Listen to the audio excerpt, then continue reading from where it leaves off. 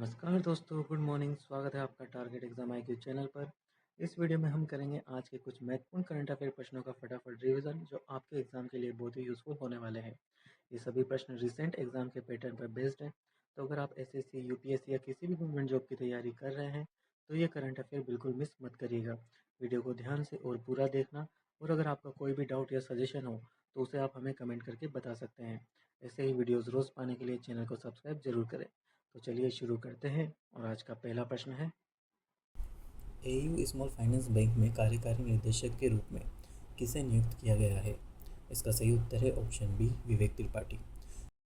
तो देखिए, खबर ये है कि RBI ने AU स्मॉल फाइनेंस बैंक में विवेक त्रिपाठी की नियुक्ति को मंजूरी दी है।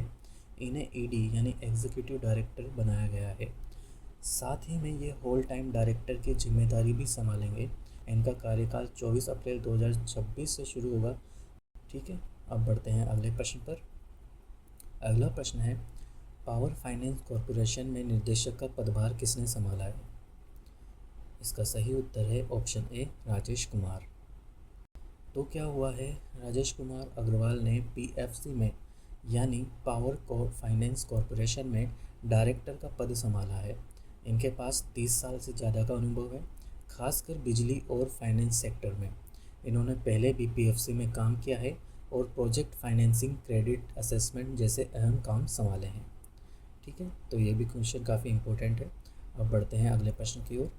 आज का तीसरा प्रश्न है, नॉस्कॉम का नया चेयरमैन किसे नियुक्त किया गया है? इसका सही उत्तर है ऑप्शन सी, श्रीकांत वेलामाकनी। तो देखिए, नॉस्कॉम जो कि IT इंडस्ट्री का एक बड़ा संगठन है, उसका नया चेयरमैन श्रीकांत वेलामाकनी को बनाया गया है। ये AI और एनालिटिक्स के एक्सपर्ट माने जाते हैं। इनकी नियुक्ति ऐसे समय पर हुई है जब भारत की डिजिटल इकोनॉमी तेज़ी से बढ़ रही है, तो इनका रोल काफ़ी महत्वपूर्ण रहने वाला है। ठीक है, अब देखते हैं अगला प्रश्न।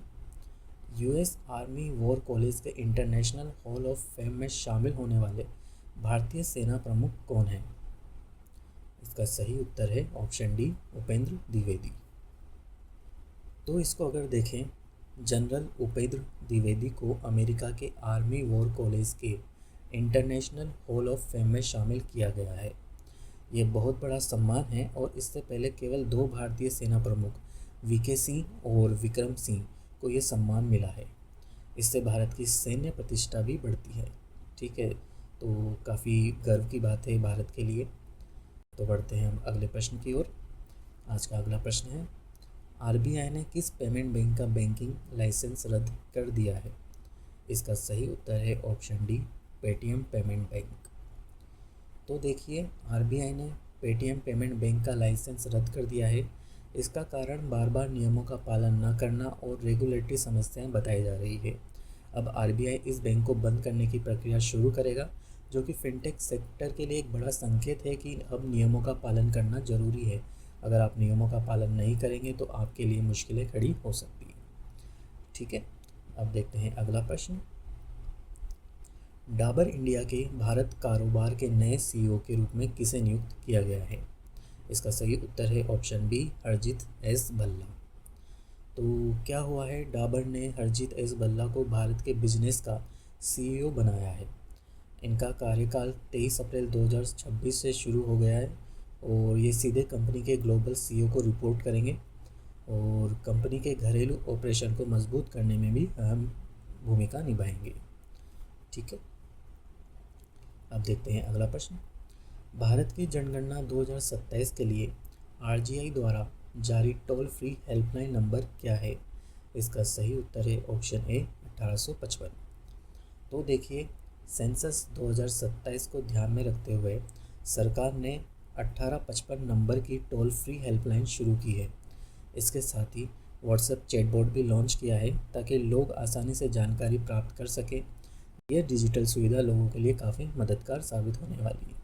ठीक है, तो जिसको भी जो अपने टोल्स वगैरह में प्रॉब्लम होती है वो अब 855 पे कॉल करके हेल्प मांग सकते हैं। ठीक है, बढ़ते हैं अगले प्रश्न की ओर। विश्व मलेरिया दिवस 2026 कब मनाया जाएगा? इसका सही उत्तर है ऑप्शन सी, 25 अप्रैल। तो देखिए, हर साल 25 अप्रैल को वर्ल्ड मलेरिया डे मनाया जाता है। इस बार की मलेरिया दिवस की थीम है मलेरिया खत्म करने का संकल्प अब हम कर सकते हैं, अब हमें करना ही होगा। ठीक है, इसका उद्देश्य जागरूकता बढ़ाना और मलेरिया के खिलाफ वैश्विक प्रयासों को मजबूत करना है। अब देखते हैं अगला प्रश्न। भारत का विदेशी मुद्रा भंडार बढ़कर कितने अरब डॉलर हो गया है? इसका सही उत्तर है ऑप्शन डी, 703.3 अरब डॉलर। तो अगर इसे समझें, भारत का फॉरेक्स रिजर्व बढ़कर 703.3 बिलियन डॉलर हो गया है। आरबीआई के अनुसार इसमें 2.3 बिलियन डॉलर की वृद्धि हुई है। ये संकेत देता है कि वैश्विक दबाव के बावजूद भारत की आर्थिक स्थिति स्थिर है। ठीक है, अब बढ़ते हैं अगले प्रश्न की ओर। अगला प्रश्न है, नोएडा इंटरनेशनल एयरपोर्ट के अंतरिम सीईओ के रूप में किसे नियुक्त किया गया है? इसका सही उत्तर है ऑप्शन ए, नीतू समरा। तो देखिए, नीतू समरा को नोएडा इंटरनेशनल एयरपोर्ट का इंटरिम सीईओ बनाया गया है। इससे पहले ये सीएफओ के पद पर कार्य कर चुकी हैं और एयरपोर्ट प्रोजेक्ट के फाइनेंशियल और स्ट्रेटेजिक प्लानिंग में इनका अहम योगदान रहा है। ओके दोस्तों, तो ये थे आज के महत्वपूर्ण करंट अफेयर प्रश्न। इसकी 10 प्रश्नों वाली फुल पीडीएफ आपको हमारे इंस्टाग्राम पेज पर मिल जाएगी, तो जाएं और अभी जुड़ जाएं हमारे इंस्टाग्राम से। अगर आपको ये वीडियो हेल्पफुल लगी हो तो इसे लाइक ज़रूर करें, अपने दोस्तों के साथ शेयर करें और चैनल को सब्सक्राइब करना ना भूलें। हम मिलेंगे अगली वीडियो में नए सवालों और नए कॉन्सेप्ट के साथ। तब तक के लिए धन्यवाद।